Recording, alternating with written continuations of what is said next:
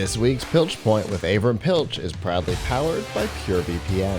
The best way to protect your privacy online is with PureVPN. You can hide your online activities, say goodbye to regional restrictions, and improve your streaming quality. Plus, it's available for almost all of your devices.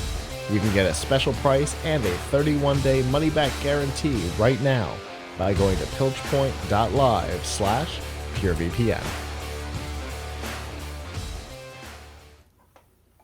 Still love that music. All right. So what have you got for us this week, Avram? Well, so I wanted to talk, as we have talked a bit about AI stuff, about some more of the intellectual property issues that have been coming up in the week since we've talked. There's been more. I've been spending a lot of time working on kind of a follow up to my last op-ed about the Google search plagiarism. I've talked to about 3 or 4 different lawyers. I've talked to a couple of ethicists.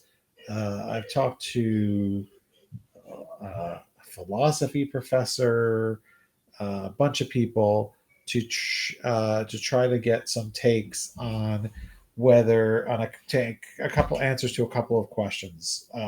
One question is, is it legal what the large language models are doing when they are taking training data from the open web, or perhaps in some cases from even paywalled stuff, and Or using from the it, dark web. right, and then using it without consent or compensation. Is that fair use? The another Is that fair use, and could they be held liable in court? The other question, and of course we've seen, I think, 3 or 4 lawsuits filed in the last few weeks, in just the last few weeks. And I spoke to one of the lawyers who's one of the head counsels on a lot of these lawsuits. A lot of these lawsuits are coming from the same group of lawyers.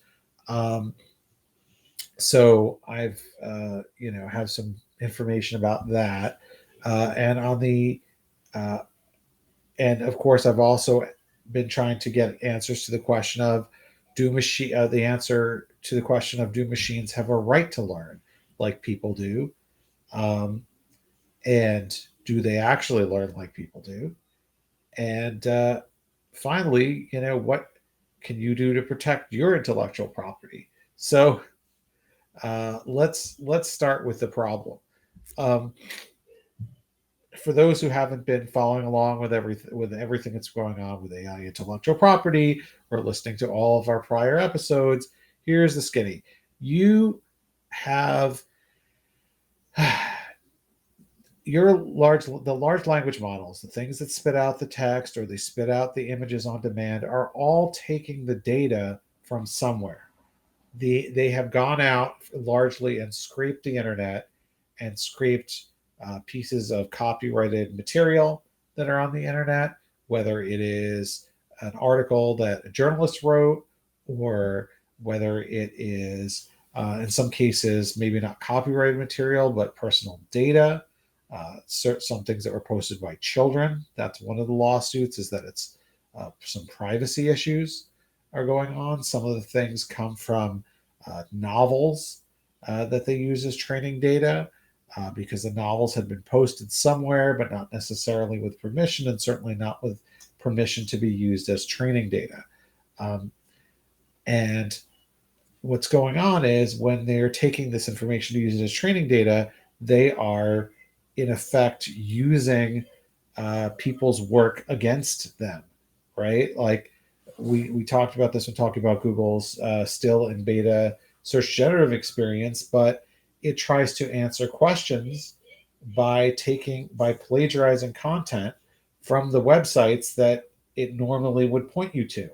So those websites, they're getting hurt 2 ways. One, Google is using its monopoly position as a search engine to turn itself into a publisher and publish a competing answer and putting it on the top of the page, uh, top of the screen. But two, they're actually copying the work from the very sites whose work they're competing with and pushing down. So the question is, can they do that? Can Google do that? Can OpenAI do that? Can Bing do that? Can they get away with that?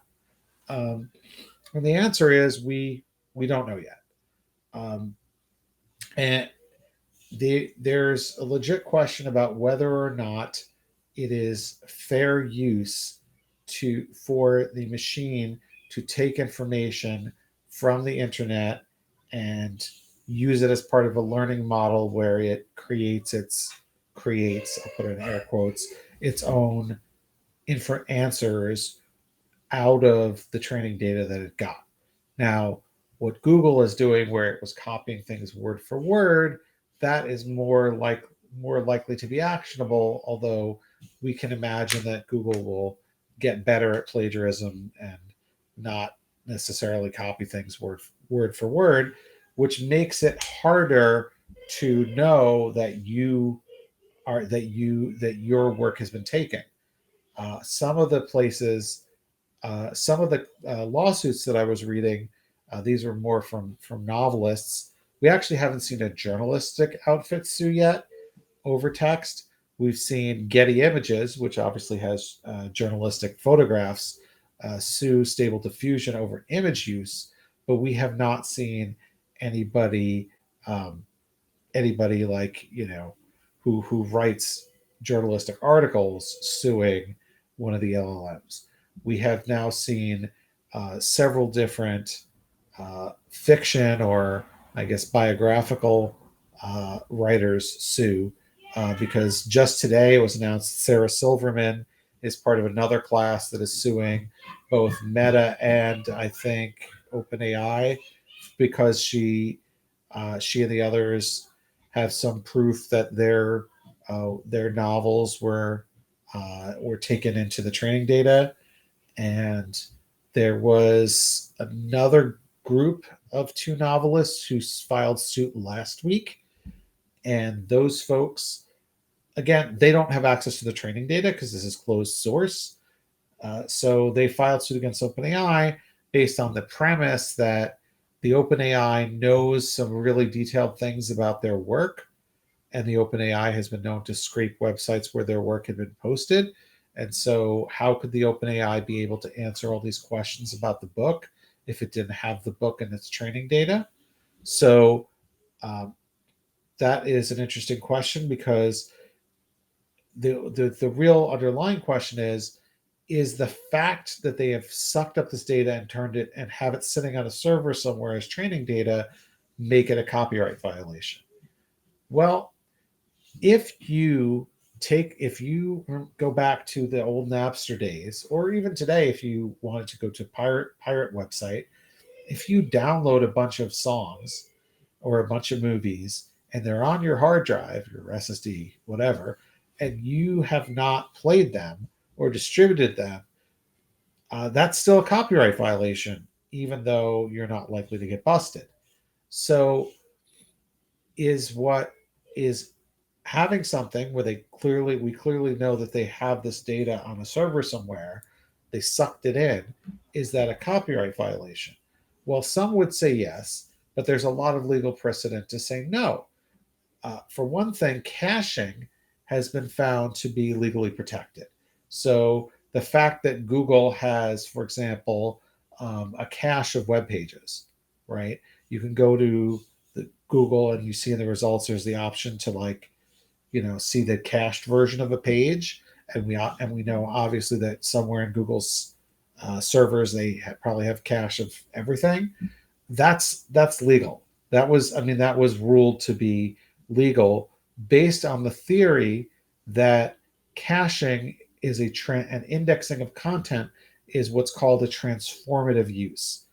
One test for fair use is, for courts to determine whether something is fair use and therefore someone who does such a thing is not held liable for copyright infringement, is is the work transformative? Did you do something to the work that you took so that it's not really the same thing anymore? And a court decided that caching or indexing of web pages, that was fair use. So just the fact that they have data on their server that they downloaded your book does not, that OpenAI downloaded your book does not necessarily, and it's sitting on their server somewhere, does not necessarily make them guilty of copyright infringement, although they would have to defend that in court as fair use as an affirmative defense. So maybe not. On the other hand, one test of transformative is the new work competing with the original work, and that is where the lawyers feel, like, for example, Matthew Butterick, who's one of the lead counsels on the Sarah Silverman lawsuit, the lawsuit with the other two novelists. I think he's not on the Getty lawsuit, but he's on another lawsuit of artists against Stable Diffusion, and he's on a lawsuit against GitHub for GitHub Copilot, and there may be one other. What he told me when I talked to him is that if, say, someone like a Google is doing something where they're putting up work that competes with the original work, like maybe their answer is competing with your answer to the question, that could be, you might be able to say that that is not a transformative work and therefore sue them for copyright infringement. He said that there was a case not long ago where somebody took a picture of an Andy Warhol painting and modified it slightly or something.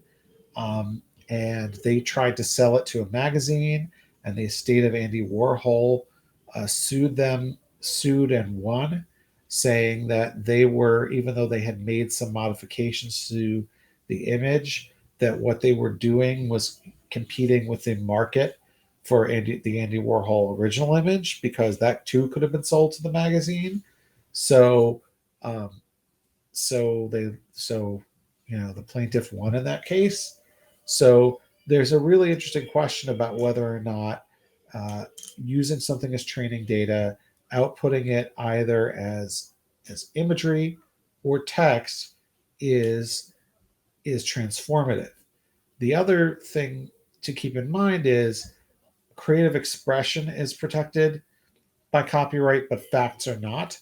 So it may be much more difficult for journalistic publications like my own to, if we were to file a lawsuit, which we have no plan to do. But anyway, if a journalistic publication were to file a lawsuit, it might be more difficult for them. It would be more difficult for them because if their work isn't being copyrighted, isn't being plagiarized word for word, and just the facts of it are being taken, then facts cannot be copyrighted. So it would be more difficult to, if not impossible, necessarily to make the infringement claim versus someone who's a novelist, in which case their novels, the expression in their novels would be protected. On the other hand, if all they're doing is summarizing the novel, then that might be considered transformative. So this is something that's going to be fought out in court. And perhaps there will be some regulations. But at this point, we're all kind of, folks are all kind of waiting to see what the courts say. Because it's a big problem. It's as we've said, it's a huge problem for anyone who publishes anything to the internet. If you publish a user comment, a user review, that could be taken as training data. So, and if you're thinking, oh, I don't care let them take my stuff as training data, I don't care. If that's your opinion, but it could be personal data too. They have found that there's information about individual children in there. There's information about individual people because it was written on the internet. So, and it's very different than a search engine where that data can be much more easily removed. You find who owns the web. If there's false information about you on a website, you can ask that information to be expunged from search. You can try to talk to whoever's running the website. Hey, this is incorrect. Whatever. This is whatever. Get my stuff off there. But once it's in the large language model, it's really hard at this point to get it removed. Uh, One thing we've seen is large language models are terrible about keeping things up to date. They confuse old information with new information, and and they are actually training on themselves to an extent because people are posting more AI generated content to the internet. So it's just reinforcing more and more and more the same bad information. So I think we've all got a lot to be concerned about. One solution that some folks have come up with, which is definitely not a long term solution, I think, but is, I think, kind of innovative, is um, is this thing called glaze. So let me show it to you. So glaze is let's see if I can just do it from here. So glaze is this is something that was created by some folks at University of Chicago, and what it does is you can take an original image of yours. This can't be a photo; it has to be like a drawing, a painting. It's meant for artists. So I downloaded. Let's see if this works here. I downloaded a um, a Monet painting of a bridge, and I'm going to turn this up very high and use the slowest. Never mind, it says 120 minutes. It'll take a minute. Um, and I'm going to. Do I just? I think I do save as, and I tell it where to save it. Okay, whatever. Now I'm going to run glaze. Um, it's going to analyze the image. You can do multiple images, and it's going to slightly shift the pixels around, but not in a way that is so onerous that um, that you couldn't, that most people could tell the difference. Um, so while we're waiting for that, um, let's um, let's talk for a second about something else that's been going on in this space. Um, Rather, the ethical questions. So, um, you know, there's an interesting question, which is, do machines have a right to learn like humans do? It kind of obviously, right to learn is a little bit weird since that's not a legal right, right? Like nobody says that you have a right to learn. There's like, laws about truancy and going to school, but you kind of humans effectively have some right to learn because nobody sues you for all the things that you've learned and sort of made your own, right? You you read a book, you learned some facts, maybe you learned a skill. Nobody goes out and says, "Oh, where'd that skill come from? Where'd you learn to draw? Where'd you learn how to program this piece of code? How do you know that How do you know that the Earth is round and that the Independence Day is July 4th? What's your source for those things? I mean, at one point you learned those things, but now you kind of own them, and so you don't have to go out and say, "Oh, yeah, my source is this." I mean, if you're writing, something and you make a claim that's not general knowledge, then it is good practice to cite it, but to cite your source. But there's a lot of things that we learn and know that we don't go around spitting out links to find a source for. We may not even know what the source is anymore. So humans sort of have a right to learn like that. Do machines have a right to just say, "Hey, I own this knowledge and I can go out and read everything on the internet"? A person who had infinite amount of time and a perfect photographic memory could do that too. But realistically, a person does not have a photographic memory.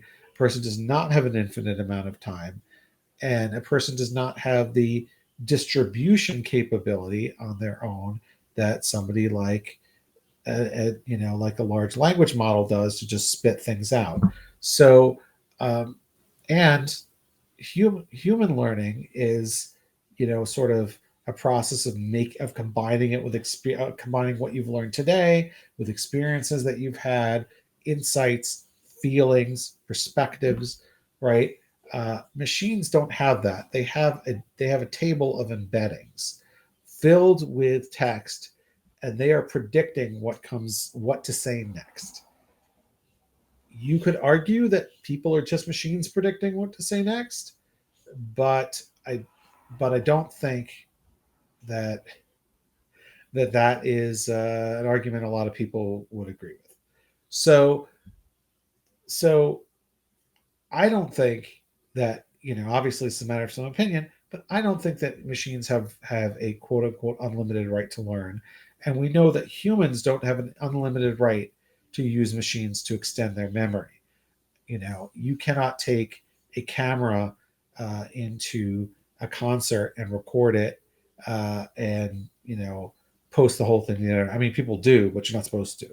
You cannot. You're entitled to go to the restroom, but if they catch you wearing a full body camera into the restroom, uh, you might be in some big trouble. So I think there's differences between what you as a person are allowed to see and what you're allowed to record.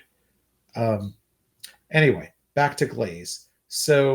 Um, so let's take a look uh, at what glaze gave me. Um, so here's here it finished. I'm going to open up my downloads folder where it should have stored my new image. Right. So this is the highest intensity. So let's look at the original. Oops. Let's open in Photoshop. I want to open regular. Um, oh, fine, whatever. Okay. So here's the original bridge in Photoshop. Let's see if we can tell the difference between that and the rendered one. So this is the modified one. This is the unmodified one. If you look really closely, you can see a difference, but not much of one. So what is the purpose of this? The purpose is that apparently it makes it much harder for an AI training model to copy an artist's individual style. So by shifting some of the pixels around, they Oh. make it so that the AI will grab, like, oh, I want a bridge, I want lilies. Great. But if you ask it to paint in the style of Monet, and you were just training it on that modified image, it would probably not quite get how to do the brush strokes and the things that make the style unique. So that is what Especially glaze is supposed to do. especially if you've got multiple images that have all been run through this, because obviously you have to have multiple images to be able to figure out what the style is, and the style is going to be different in each one because the pixel arrangement's going to change. So it'll be real hard Yes. to Yeah. grab onto a style if the computer is specifically screwing up the style in different ways every time. Yeah, exactly. Fascinating. So I mean, so like here's their like glazes picture of what happens. Like, this is what sort of they say it's the model is seeing. Um, so, and yet to the human eye, it's not really perceptible, right? So I think their point is artists who are posting their work online, because artists have to do that a lot, um, are better protected by this. And then, if of course the immediate question is, oh, what if somebody takes a photo of the screen or takes a screenshot? Doesn't matter because the pixels were shifted. It's not metadata. So supposedly this is a decent solution, but of course AIs are going to get better and better at trying to, to get around this problem. Yeah, basically, oh, basically a deblur, right?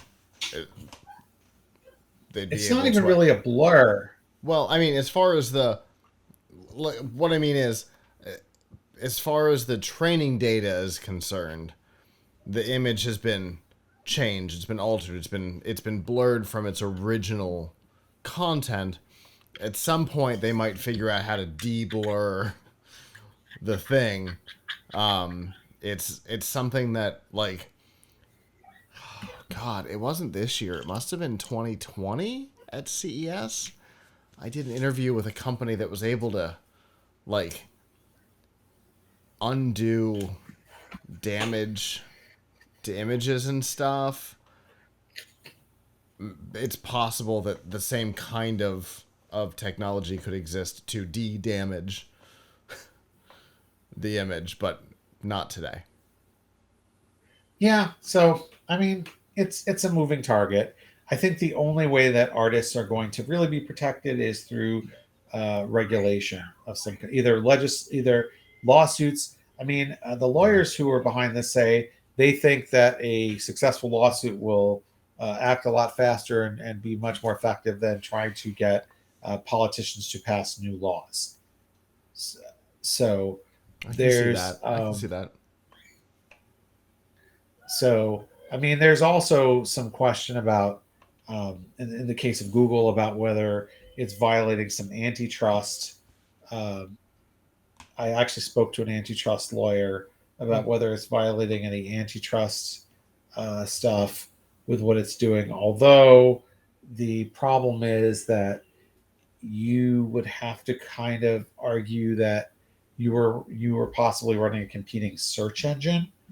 Um, rather although they are potentially competing with you on ad serving or something. So, Mm. I mean, it's a difficult. They're definitely putting folks in a very difficult position now, where some of these AIs are in a lot more of a murky ground than they are uh, dealing with, say, whether they've word for word taken work or word for word taken, whether they've taken passages is working with copyrighted characters and stories.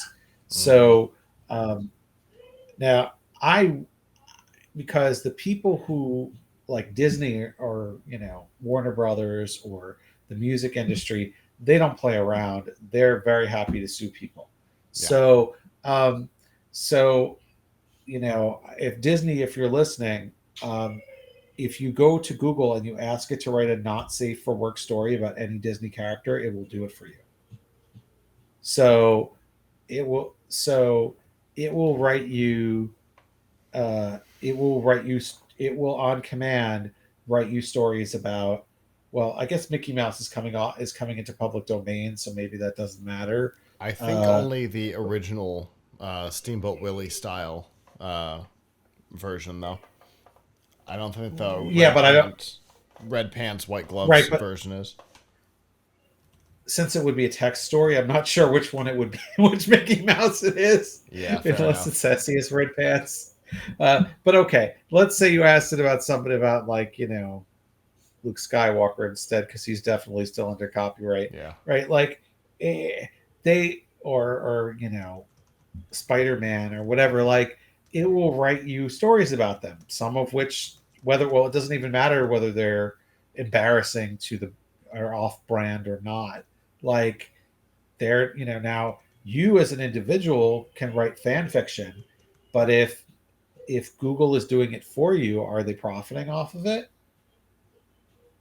I Yeah. I would argue that they are, because they're showing you ads and they're getting your user data, and it's not the same as me sitting alone at my computer writing fan fiction. So uh, you know and one thing that I find very interesting is that Google's music service, Google has an experimental text to music generator. Mm. The text to music generator will not do anything that is any even remotely related to an existing artist. Yeah. So the when it comes to like the Google SGE or Bard, if you ask it to write a text story about anything, it will pretty much do it. But if you go to the music generator and you say, "Hey, I want something in the style of Frank Sinatra," or the, I don't know, the style of Led Yeah. Zeppelin, or who, anybody, it will say, "Sorry, I can't do that." Like it will not even try, right? So I feel like this is sort of deliberate, and whoever made the music product was like, "Oh no, the RIAA sues people all the time. We can't, Uh-huh. you know, we can't get involved in this." Whereas the people who do the text bots are like, "Oh, we think we can get away with this." So it's interesting what you know who they see as litigious and who they don't. Um, but I'm there's a good chance that they surprised will. I'm surprised that Disney is not the organization that they consider to be litigious, because everybody else does. They sued a preschool. I mean, I my guess is that it's not that they don't consider them litigious; it's that they haven't put in guardrails to stop it, right? I think there's just a total lack of thought there Yeah. and lack of care uh, for Because intellectual property in general. I definitely got Bing to just create an image of Mickey Mouse as Batman at Universal Studios, just just to make Right? sure that Yeah. I So the mixed up three very competing brands. right, and I would argue that they are profiting off of that. Yeah. Like, I mean, you could question about, well, did they how much money did they make off of your individual prompt? Mm-hmm. But the fact that they can do that kind of stuff is a draw for people to come to their site, Yeah. and so you know they're infringing. Like, I think I'm not a lawyer, but I think that they are contributing. I don't know. They could argue that they're like, remember we used to have dual cassette decks. They could Mm-hmm. argue that they're just a dual cassette deck in this equation, um, but I guess we'll see. Um, the final AI thing I wanted to say, and I know we've said a lot, is that this week we saw yet another uh, journalistic publication start rolling out AI generated content. Uh, Geo Media, which runs Gizmodo and Deadspin and a bunch of other sites, started rolling out its first AI generated articles this week. It had, or I should say, last week, it had a listicle of the Star Wars movies in chronological order, and it was actually incorrect. It put the Clone Wars the Clone Wars and Rebels as coming after the Rise of Skywalker. Hmm. Um, and it had no introductory paragraph, and each sentence, each like it was the least valuable article I've ever seen. Even if it had gotten the facts correct, because it wouldn't have been difficult for it to have you know figured out that Clone Wars is taking place before Rogue One or whatever. But the but each sentence was like, let's see, was it Force Awakens? Rey discovers she has Jedi powers. Like that's the whole summary. Force Last Jedi. Rey continues to battle with the dark side. Uh, Jedi Rise of Skywalker. Rey continues fighting the dark side even more. Like I mean that's uh, I Sounds mean there like was they like no sounds like it missed that 300 or 500 word target by a little bit. no I mean like the whole thing might have added up to 300 words because it had a bullet point for each thing, but yeah, it was very I very low quality. Yeah, I was gonna say it sounds like it would have had to have had 30 plus films in there to at the 8 words of summary Yeah, per yeah, movie. yeah, yeah. Um, so I mean, so the folks who worked there, this created quite a stir in the media and in the social media. Washington Post even reported about it. The editors actually went onto social media and said we didn't, they did this behind our back.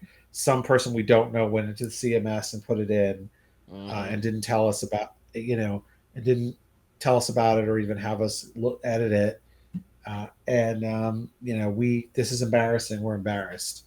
I don't blame them for saying that either. Like I feel a lot of empathy for them, because it could happen to anybody who's working for a publication, that they if their management decides, hey, we want to try this. um, and Mm-hmm. But what I think it points out here is that it's clear that whoever put it in didn't really read it, or if they read it, they didn't understand why there was a problem, right? Yeah. That there was a problem. But every time these things happen, where a publication puts up information, puts up AI generated information, AI generated articles, and other people point out that the articles are full of flaws, it always comes. The answer is always, well, we need to do they'll do a better job of vetting it next time. They'll do a better job of they'll have a. It must be the fault of a human who was supposed to read it. Someone was asleep at the wheel, right? In fact, I was last week. I was interviewed on a Turkish television station, um, Interesting. about AI, and they asked me the question. This really resonated. Well, this question really resonated, but like really made me think. The interviewer, who is on a was TRT World is the name of the place that interviewed me there. I think it's Turkish. TRT stands for Turkish something television, and they have a show called Money Talks, which is like their business show. It's English language show, and uh, they dialed me into the show, and the host asked me. He said, "So it sounds like businesses, can businesses trust AI?" And when I told him about the various errors they make, he said, "Oh, so it sounds like they're going to have to put a lot of resources into editing, into vetting, carefully vetting and editing the material before they roll out with it." Well, that begs a question: why roll out with it in the first place? If you hired someone and they did an absolutely horrible job, and they were unreliable, and they lied, and they made stuff up, and their work was full of flaws and errors, would you say, wow, I need a better supervisor for that person, or let me get a different person who doesn't who's reliable? Right. So there's a lot of people presuming that, like, oh yeah, AI is just fine if you have the right amount of human supervision over it. But why? The I think what the Geo Media instance really showed us is the purpose of a lot of these sites rolling out with AI content is not because they think that it'll do as good a job or a better job than a person. It's that they want to have to cynically vomit content up onto the internet and hope that it will get ranked in Google and someone will click on it. And once a person's clicked on it, whether it's actually good or not is beside the point. Um, and, that's what we always call clickbait, whether it's made by a human or made by an AI. And, you know, first of all, there's very little future for that kind of content. We already are concerned that Google is making that kind of content itself. Why on earth would Google link to your crappy AI generated content when it can generate its own crappy AI generated content instead? Um, in fact, Gizmodo's article did And not rank in the yeah. and and if Google keeps the secret sauce, then they can essentially outrank you even with quality of their Right, crappy AI generated nonsense. They could even theoretically outrank you with quality.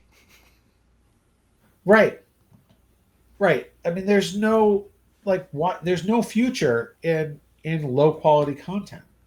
There's no future in it. Yeah. So I'm not even really like, I think what some of these companies are trying to do is they're trying to say, oh look, we can save money, we can generate traffic, maybe we can replace humans, some human staffers. I mean, there was another website, I forget the name of it, some really not small time gaming news site that got rid of all of their staff, and then they listed an open full time job for an AI editor whose job it is to publish 200 AI generated articles per week Woof.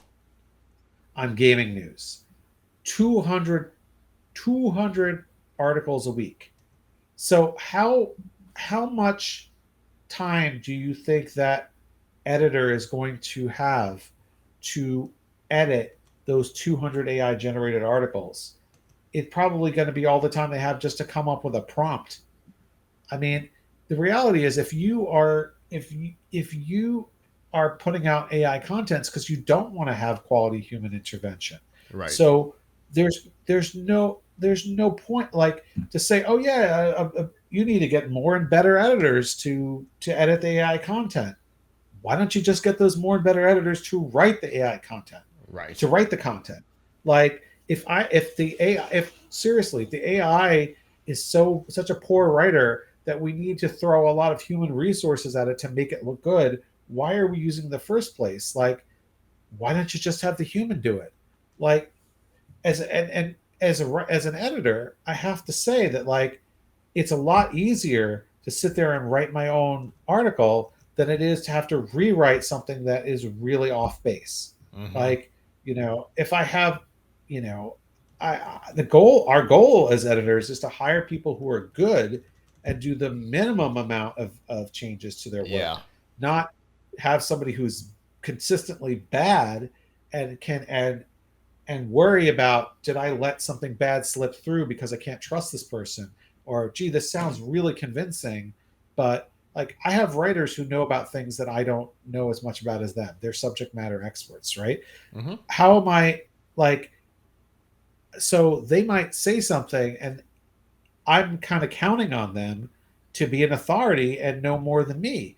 If I have like this idea that you're going to have all these really brilliant fact checkers who know everything that they've asked the AI to prompt, they know more than the AI or as much as the AI, and therefore can detect any kind of mistake, is just not for real.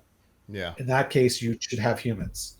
Anyway, As a so note, as a that's note, so 200 articles, 40 hours, 2400 minutes works out to 12 minutes per article, and that includes prompt, edit, image generation, link inclusion, all the things that go with publishing an article that people who don't do it regularly don't necessarily know about, and then publishing 12 minutes per piece. Yeah, I mean, we don't know if their system puts the text directly into the CMS either. Right. My guess True is that enough. most of them probably, like if you're using ChatGPT, it doesn't do that for you. No. You got to copy it and paste it into whatever CMS you're using. It Mm-hmm. doesn't give you images with the text. You got to Right. have at least something, right? So yeah, it's gonna be, yeah, you 12 got it. minutes. I can't imagine who would want to do the job though. It's a really like that's the other thing. Getting smart creative people, or you hope smart creative people. Who's going to want to be the job? Who's going to want to do the job of being the ghostwriter for an AI? Yeah. Yeah, true. Or ghost AI being ghostwriter for you. However that. No. I mean, if it's an AI byline, and Oh, you are yeah, yeah. supposed to go in I there understand. and clean it up so the AI looks good, like how humiliate, how soul sucking is that? Like whoever is an editor, they got into this because they wanted to write, but oh, hey, you're not good. We don't care for you. You don't get a byline. The AI bot gets a Yeah. byline. Just make them look good. Yeah. That Make the AI look good. see, that's how the battle between Skynet and humans happens. It's not Skynet trying to attack humans. It's a human who was told, "You're not even getting credit for this. We're going to credit the computer that goes on a rampage against the server farm." Yeah, yeah. I mean, it's anyway. So Anyway, I talked to you off enough, but you can learn more about this at tomshardware.com. We are going to have we have some articles up about it, but I'm going to have another article up about the copyright issues and the right to learn coming later this week after Prime Day is over. Um, so, uh, but until Prime Day, I can't work on any much else. But do check us out for Yeah. Prime Day, Tuesday and Wednesday of this week. Go to tomshardware.com. We will be finding you. We are even now, before Prime Day, finding you deals. There is a fantastic deal. This is a fantastic time to buy an SSD. Right now, you can get a Samsung 980 Pro, a really great SSD for $99 for 2 terabytes, Wow. 5 cents a 5 cents a gigabyte, and that's for really fast. If you want something a little less fast, you can do it for $70 for 2 terabytes. So yeah, the definitely this is a great time to upgrade your storage, to upgrade your RAM, to do a new build if you want. So it's stay tuned. That's a it's a really great price. I can't help but think of that what was it? Was it a 256 megabyte SD card that Nick once bought for I think it was $219? It, I mean, everything. This is totally predictable. Mm-hmm. We'll be laughing at the price. Whatever goes on with storage and memory, you can guarantee that in X number of years, you will be absolutely laughing at what Yeah. you paid for today. Mm-hmm. So Yeah. I remember having, SD cards just where I'm sitting.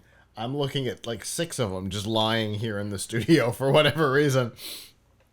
And we went and we looked up that receipt and we're like, "Oh my god, 256 megabytes. You can't even do anything with that these days." yeah, no joke. That'd be like one image file. I know, right? Oh my Be like goodness. Absolutely uh, ridiculous. no, you know what? That'd be like 20 JPEGs. You Yeah. put 20 JPEGs in. Yeah. Ridiculous. Yeah.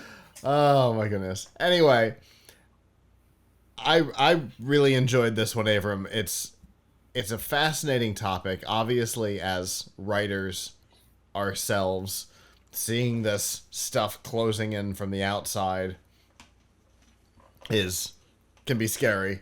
Coming at us from different directions. But it's good to see that there's things happening. They're not.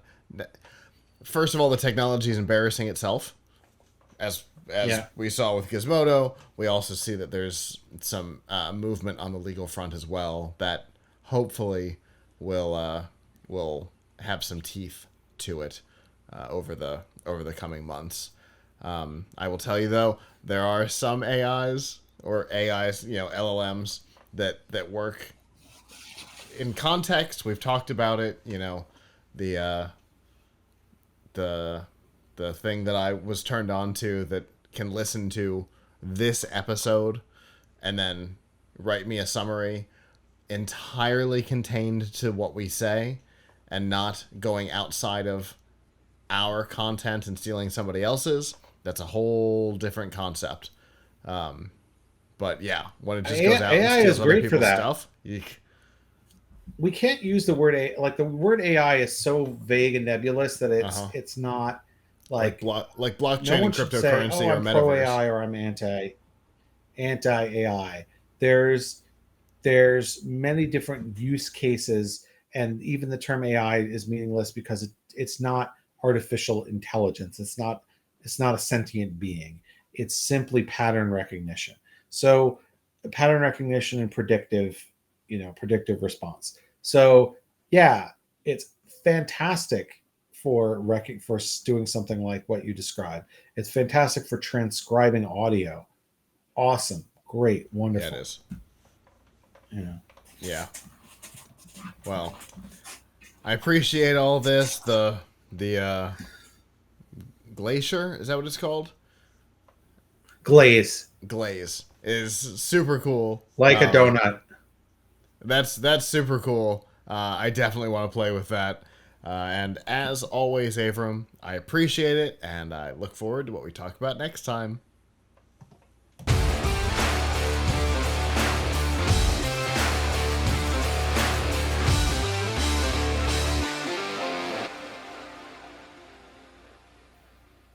Hello, YouTube. Thanks for watching, and I hope you enjoyed this episode of the Piltch Point with Avram Pilch. If you did, please subscribe to our channel, and of course hit the notification bell since subscriptions don't mean much on YouTube anymore. And if you've got topics you'd like us to discuss in the future, we'd love to hear from you in the comments below. If you don't want to follow us on YouTube, that's okay. There's a lot of other ways that you can follow our content. You can find all of that by going to PLUGHITZlive.com/subscribe. There you'll see all of our shows and all the different ways that you can watch, listen, and follow along.